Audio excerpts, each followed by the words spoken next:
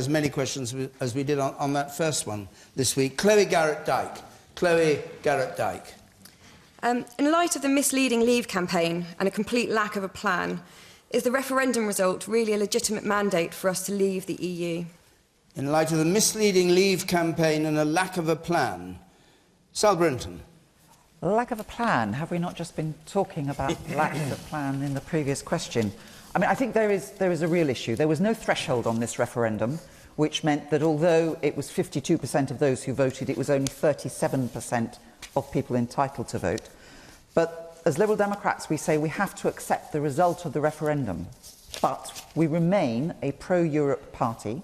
We absolutely see the importance of Britain having a key role in Europe, and we will go into the next general election saying that we should still be there. In the meantime, we will be absolutely a strong voice in Parliament and in the country to try and get the best deal we can. It's interesting that we're here at a university. The university sector has already really felt the chill in 2 weeks. About a third of research monies are likely to go. There's a number of projects been put on hold, and there's certainly worries about PhD students who had been jointly funded by European projects. So we are living with the real consequences of no plan. The words of the question...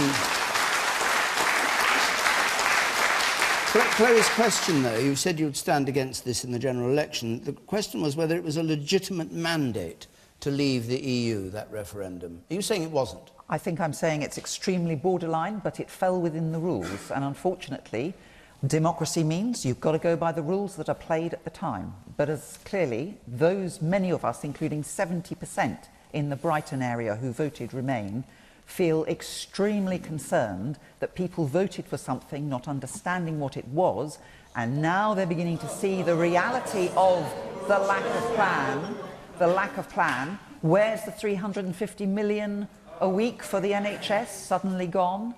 Jobs already beginning to disappear from the city. The FTSE 250 down over 10%. The pound down to below 130 and staying there at the moment. At time of broadcast, it's probably lower now. You were complaining in the front row there, yes. Yeah. Your go.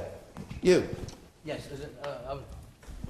70% of the population of Brighton voted to stay in, but the majority of the people in the South East voted to come out. So, I mean, you're just picking on Brighton because... No, I'm just saying because we are in Brighton tonight, and there are areas like this that have, for example... So what? Yeah. Well, it was just an example. The South East voted to come out. And London did as well, and the North East obviously voted out. Well, everybody apart from London, Northern Ireland and Scotland. The rest of the country voted to come out. But it was... No. The rest of the country who voted, you are correct. 52-48. You can't just say everybody. It's not exactly a massive majority. All right, the question is whether it was a misleading Leave campaign with no plan if the vote was Brexit. Yes, you're waving at me. I will come to you, but the man there with spectacles had his hand up first. You, sir. We've had the referendum. Everyone's had the opportunity to put their voice forward. It's about time we just crack on with getting the deal. Okay. And you at the back, in the second row from the back, the young man there, yes.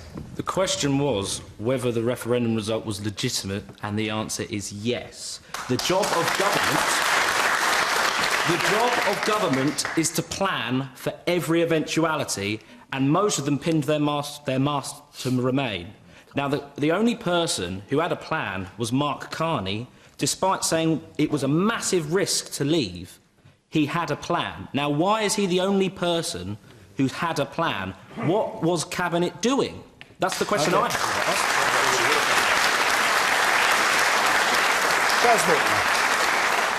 Yes, I think it is a legitimate basis, and indeed it is a mandate from the people to leave the European Union, which the politicians, I think, have got to accept. I think lots and lots of misleading things were said in the course of the campaign, but when a misleading thing was said, like this £350 million figure, it was pointed out, and it was for the public to make a judgment about it, and they did make a judgment about it. It's for the public. Are you commending that? It's for the public to decide how they react to what people say about it, and they've made their decision. It's now for the politicians to do something about it. The absence of a plan means if in the course of negotiations we fail to get a result which is free access to the single market on the same terms as now. I know, I accept that. I accept we voted out, and I've accepted we've now got to try and negotiate our way to a situation where we're out. Right. If we get close to the situation where we've got the single market, control over immigration, no contributions to the EU, then that's fine. There'll be no need for anybody to be asked again whether that's okay. But if it's far away from Well, that... you would accept... Hold on, wait a minute. If it's far away from that, then the public will need to express a view in it. That's what I think. All right, the woman in red, in the second row from the back. People keep saying it's a misleading campaign, both about the referendum and about Chilcot and the Iraq campaign, and then you keep saying it's for the public to decide, but I sort of think, isn't it also for politicians to be honest? And why do we not have some kind of system of accountability? Not that takes 7 years and £10 million, but, you know, when politicians are found to have lied or to have been incompetent, on the other hand, they are unfit to lead us, and why do we not have some kind of system that holds them to account?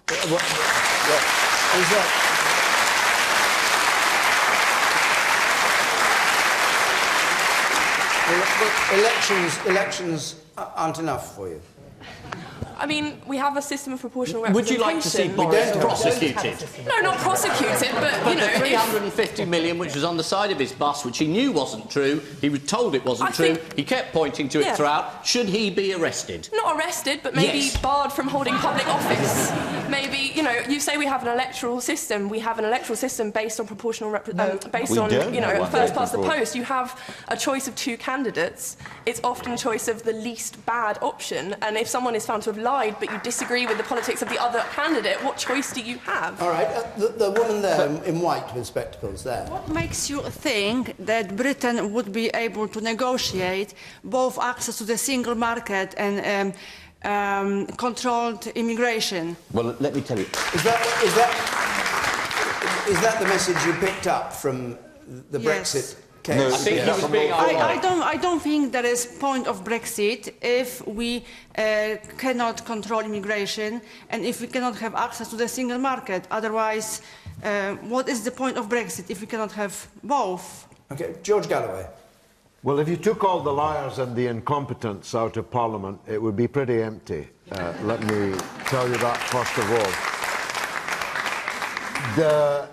Both campaigns were misleading. You were there repeatedly, weren't you? Yeah, but You left. I said it would be pretty empty, not entirely empty.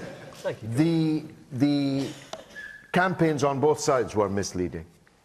The Remain camp painted a picture of us who wanted out of the European Union as some kind of racist mob because we don't accept that in the kind of society we have that there can be uncontrolled free movement of labour which drives the wages down of the workers already here, whatever country they come from, whatever colour they are, whatever creed they are. There's nothing racist about wanting to control your borders and about wanting to have a controlled and managed immigration system, which is impossible under the European Union. I'm a follower, until now, though he's dead, of the late and great Tony Benn.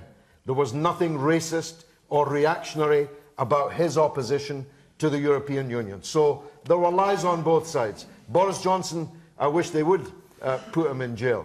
So do some of the For what exactly? Just for party. fun? Or for No, just for fun. Maybe in the stocks where we can throw buns at them, though he'd probably gobble them down. But the reality is the public made a decision. 17 million people, more than 17 million people. More people voted to leave the EU than have ever voted for anything in the entire history of this country. But the question is, was it a mistake? But Chloe's question was the campaign of the Leave side misleading? Both. And therefore they got an unfair advantage over the people who wanted to remain, whatever they if were every saying. government that was elected was unelected because they'd been misleading the public, well, that's we would what never she have says. That's what she says should happen. Yeah, but we would never have had a government. The Tories get into power every time misleading the people, with respect to you, No Tom. offence taken. They're constantly misleading. Politicians mislead. It's for the public and the media to hold the politicians to account. All right, let's and try... I believe that they did so. OK, let's try and do a bit more of that then. The man with the white beard there in the 5th row from the back, 6th row there, you say yes. This has been, in my view, the most humiliating and disgusting period in British politics. The whole referendum. John, in what way? We have lost the friendship and support of our closest allies, in both words, both senses of the word. We have endangered the special relationship which we have with the United States, which has been our safeguard since the middle of the Second World War. We have disenfranchised our youth in this country from their future. Why have we disenfranchised them? Because they almost overwhelmingly would like to stay in the status quo. So why didn't they vote? Why didn't they vote? Can I just make the main point? Answer that one first. Why didn't they vote?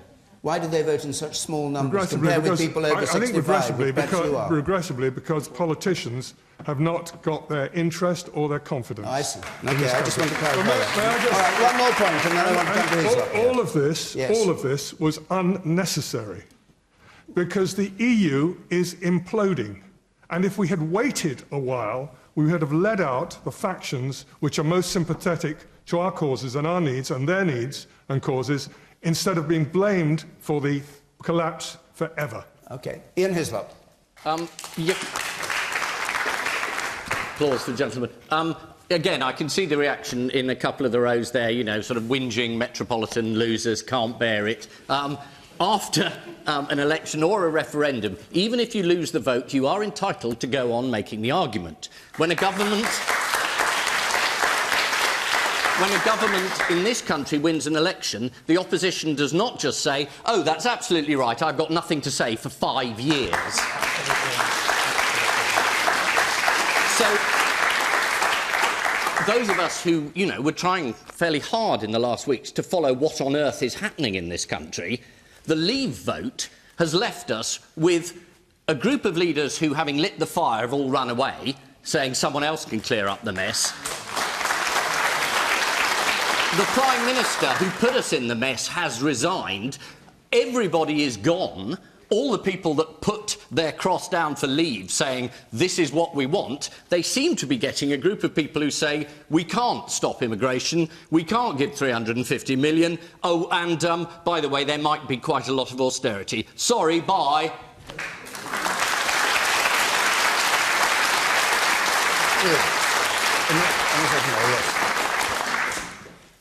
Yeah, just bringing it back to the original question. So, because everybody's sort of jumping on the bandwagon saying both campaigns have been misleading, should there be a governing body that regulates political marketing as we have elsewhere? We want to control the way messages are put across. Yes, indeed. OK, well, we'll hold that point. And the woman there in the 3rd row, yes, you. I wanted to make a point about youth not voting. I feel like both sides were just shouting at each other and weren't making any good points, and so we didn't feel like we were in a position to vote in a way that is informed. I personally did vote despite the fact I wasn't in the country. I got a proxy vote. I got my mother to vote for me, but I met adults who were much older than me and they didn't get a proxy vote at all. They weren't even aware they could do that. And I just feel like people are blaming us a lot for not representing what we believe in, but it's not that we're not representing what we believe in, we're just not informed because the campaigns haven't presented themselves well enough, and also they haven't tried to reach out to us at all. Okay. Like Tom, no Tom party at all. What do you say to that, on either side of the argument? Well, I was just going to answer the question, if I may. I know it's a strange habit, but I do think... Well, you could... No, you haven't actually... been in politics long. No. And you haven't been on Question Time before. That's exactly what I'm talking about. The convention is... You be quiet for a moment. And the questioner there, you can answer her question, and then the main question. OK, I'm very happy Because we keep trying to answer the questions people put. Well, Madam, I think you make some very legitimate points, but I would also argue very strongly that democracy is something we do together. It's not something that's done to us. So I wouldn't attack the British people's intelligence or understanding of the question. They understood, we all understood exactly what the question was. We're an intelligent and well-educated population, and these debates have been happening for years on the merits of being in or out of the European Union. In the last few months, true, the hyperbole has been really quite spectacular. But there is a fundamental understanding of the question in this country that I think means that the answer is legitimate. And while some people didn't choose to vote, which I wish they had, but I respect their choice not to, I think it's also incumbent on all of us to educate ourselves too. We're not sheep to be fed. Yeah.